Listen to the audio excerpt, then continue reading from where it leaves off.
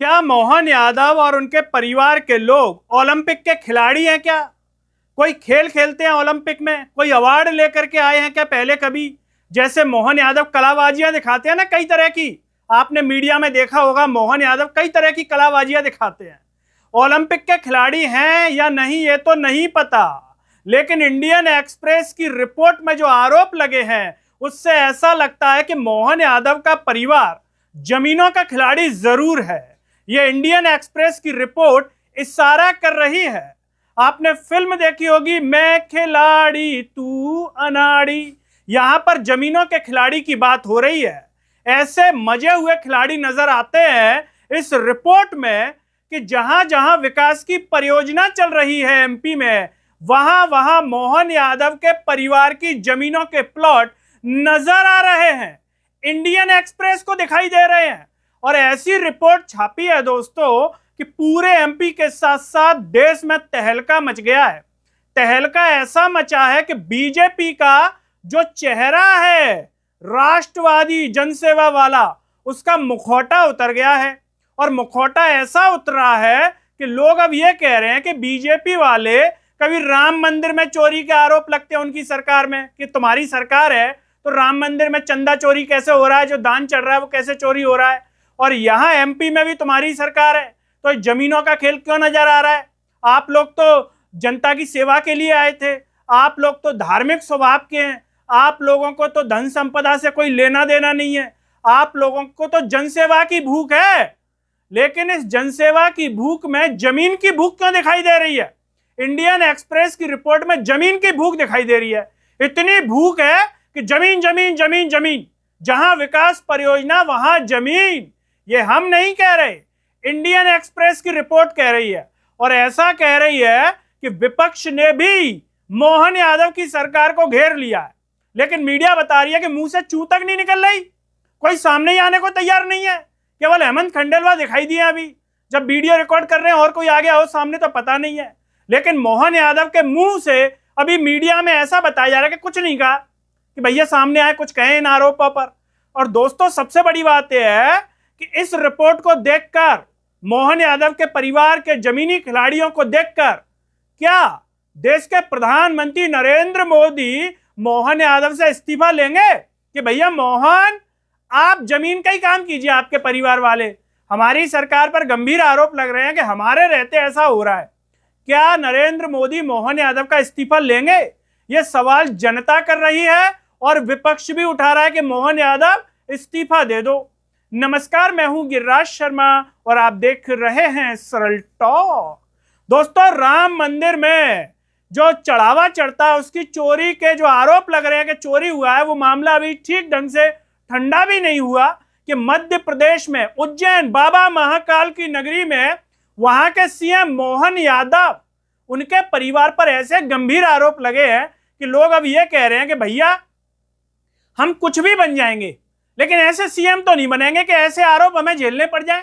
बताइए, जनसेवा के लिए आए थे क्या या जमीनी सेवा के लिए आए थे? लोग तरह तरह की बातें कर रहे हैं, लेकिन ये सोचने वाली बात है कि मोहन यादव ने इन आरोपों के बाद अब तक इस्तीफा नहीं दिया। कोई और मुख्यमंत्री होता तो ये कहता कि जब तक ये आरोप झूठे साबित नहीं हो जाएंगे मैं सीएम की कुर्सी पर नहीं बैठूंगा, लेकिन मोहन यादव ने ऐसा कुछ भी नहीं कहा।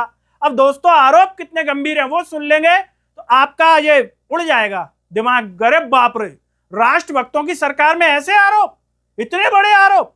आप पूरे जीवन में अगर 2-4 बार जन्म ले लेंगे ना वापिस आके, तब भी इतनी जमीन नहीं खरीद पाएंगे जो मोहन यादव के परिवार ने ऐसी जगह खरीद ली है कि आपको तो पता ही नहीं होगा भाई साहब। अब सुन लीजिए, मीडिया की रिपोर्ट यानी कि इंडियन एक्सप्रेस की रिपोर्ट कह रही है कि मोहन यादव के परिवार ने कई एकड़ जमीन उन जगहों पर खरीदी है जहां विकास परियोजनाएं चल रही हैं। मतलब विकास के काम हो रहे हैं, सड़क बन रही है, उज्जैन के आसपास में जो भी विकास हो रहा है वहीं पर मोहन यादव के परिवार ने जमीनें खरीद ली हैं। ये इंडियन एक्सप्रेस की रिपोर्ट कह रही है। अब मोहन यादव के परिवार को सपना आया था क्या कि भैया यहां से विकास होगा, हम यहीं जमीन लेंगे? या फिर मोहन यादव के परिवार को किसी ने बताया कान में, सुनो वहां विकास की परियोजनाएं आएंगी, जमीन अभी खरीद लो, मेरे को पता है? ऐसा है क्या?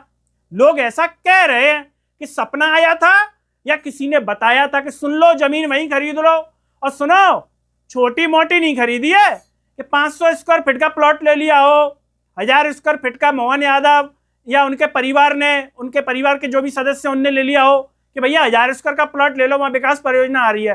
एकड़ का खेल है, एकड़ का। सुन लो, आपके खानदान में अगर हो इतनी एकड़ तो बताना कमेंट में कि भैया हमारे खानदान में इतनी एकड़ है। 168 एकड़ जमीन खरीदने के आरोप हैं।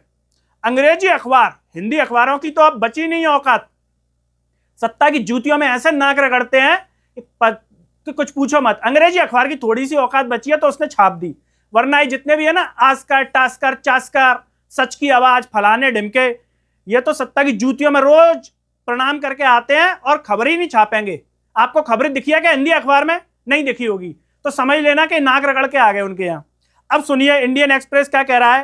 कह रहा है कि 13 दिसंबर 2023 को मोहन यादव ने सीएम पद की शपथ ले ली। मैं सीएम पद की शपथ ले रहा हूं, पूरी सच्ची श्रद्धा के साथ लोगों की सेवा करूंगा, ऐसे शपथ लेते ली होगी उनने। उसके बाद उनके परिवार और उनकी रियल एस्टेट कंपनियों ने उन इलाकों में कम से कम 137 प्लॉट खरीदे हैं। ये प्लॉट करीब 168 एकड़ के हैं। शहर में हो रहे विकास कार्यों का फायदा सबसे ज्यादा इन्हें ही पहुंचा है। अब इन्हें क्यों पहुंचा है भैया सबसे ज्यादा, औरों को क्यों नहीं पहुंचा? क्या इनको सपना आता था, जादुई शक्ति थी, इनके पास कुछ तांत्रिक विद्या थी कि यहां पर विकास की परियोजना होगी हम यहीं लेंगे, ऐसा कुछ था क्या? इंडियन एक्सप्रेस बता रहा है कि भैया इन्हीं को पहुंचा है। इनमें से कुछ प्लॉट बेचे भी गए हैं। हालांकि इस पड़ताल में 2026 में हुई खरीदी बिक्री शामिल नहीं है। अभी 2026 है उसकी शामिल नहीं है, क्योंकि उसमें बताया जा रहा है कि अभी अपडेट नहीं हुए आंकड़े वहां पर। किस पर? वेबसाइट्स वगैरह जो भी रहती है, सरकारी वेबसाइट्स वगैरह, उन पर। परिवार के नाम पर है प्लॉट। सरकारी रिकॉर्ड के मुताबिक ये प्लॉट सीएम मोहन यादव की पत्नी सीमा, बेटे वैभव की पत्नी शालिनी यादव, भाई नंदलाल और नारायण यादव, नारायण की पत्नी रेखा, उनके बेटे अभय यादव और चचेरे भाइयों गोविंद और नीलेश यादव ने खरीदे थे। यह इंडियन एक्सप्रेस बता रहा है। अब जब ये पूरे आरोप दोस्तों मीडिया में आए तो तहलका मच गया कि अरे भैया ये क्या, ये तो नरेंद्र मोदी के मोहन है, नरेंद्र मोदी के मोहन है, उनने मुख्यमंत्री बनाया भैया, इतने बड़े बड़े आरोप लग रहे हैं भैया परिवार पर। तो तहलका मच गया, और तहलका ऐसा मचा कि पूरे देश में वायरल हो गए मोहन यादव। आज तक मोहन यादव रोजगार देने की वजह से वायरल नहीं हुए, जमीन की वजह से वायरल हो गए। उनके परिवार पर जो लगे उसकी वजह से मोहन यादव दोस्तों वायरल हो गए। अब इसमें क्या कहा जा रहा है? कहा जा रहा है कि इनकी कुल जमीन करीब 168 की है और इन पर लगभग 45 करोड़ रुपए खर्च किए गए हैं। हालांकि कुछ प्लॉट बाद में बेच भी दिए गए। 2026 के सौदों का रिकॉर्ड अभी तक सरकारी दस्तावेजों में पूरी तरह अपडेट नहीं दिखाई देता है, वो बाद में अपडेट हो जाएगा। खतौनी रिकॉर्ड पर नजर डालें, खतौनी, तो पता चल रहा है कि खरीदारी मुख्यमंत्री की पत्नी सीमा यादव, बेटे वैभव की पत्नी शालिनी, भाई नंदलाल, नारायण यादव, नारायण की पत्नी रेखा और उनके बेटे अभय यादव, चचेरे भाई गोविंद और नीलेश ने खरीदे हैं। एक ट्रेंड यह भी बता रहा है कि कई सौदे परिजन की 4 रियल एस्टेट कंपनियों के इर्द गिर्द घूम रहे हैं। मतलब परिजनों की जो कंपनियां ना उनके आसपास ही घूम रहे हैं, मंडरा रहे हैं। वो ना तो अमेरिका जा रहे, ना रूस जा रहे, ना कहीं और घूम रहे, उन्हीं के इर्द गिर्द घूम रहे हैं। जनवरी 2024 में मुख्यमंत्री बनने के तुरंत बाद राज्य सरकार ने उज्जैन और उसके आसपास नई सड़क तथा हाईवे परियोजनाओं की घोषणा कर दी। स्थानीय रियल एस्टेट कारोबारी बता रहे हैं कि इन परियोजनाओं से आसपास की जमीनों की कीमत बढ़ना पहले से तय था। इसी वजह से मुनाफा कमाने के लिए यहां निवेश को फायदेमंद माना गया। इंडियन एक्सप्रेस के मुताबिक मुख्यमंत्री बनने से पहले भी यादव परिजन के पास कम से कम 108 प्लॉट और 179 एकड़ जमीन मौजूद थी। इनमें 85 एकड़ जमीन 2021 से 2023 के बीच खरीदी गई थी, जब मोहन यादव राज्य के शिक्षा मंत्री थे। ये शिक्षा मंत्री भी रह चुके हैं। इन खुलासों को लेकर इंडियन एक्सप्रेस ने स्थानीय अधिकारियों से भी बात की। बातचीत में पता चला कि मुख्यमंत्री बनने के बाद खरीदी गई 168 एकड़ जमीन में से करीब 111 एकड़ जमीन ऐसी परियोजनाओं के आसपास है जिनकी घोषणा मोहन यादव सरकार ने की है। बताइए साहब, जब मोहन यादव सरकार ने की है तो लोग सक्की निगाह से देख रहे हैं कि भैया परिवार का आदमी सीएम, इसीलिए पता चल गई क्या सपना आया था। अब सुनिए, इसमें कांग्रेस भ्रष्टाचारी मुख्यमंत्री बता रही है मोहन यादव को, और उनका पूरा चित्र छाप दिया है मोहन यादव के परिवार का। यह कांग्रेस ने पोस्ट डाली है अपने ट्विटर हैंडल से। इसमें मोहन यादव का फोटो है, पत्नी सीमा का है, बेटा वैभव का है, चचेरे भाई का नीलेश का है, गोविंद का है, भाई नारायण का, भाई नंदलाल का है। ये पूरी फैमिली उनकी छाप दी है, फैमिली ट्री।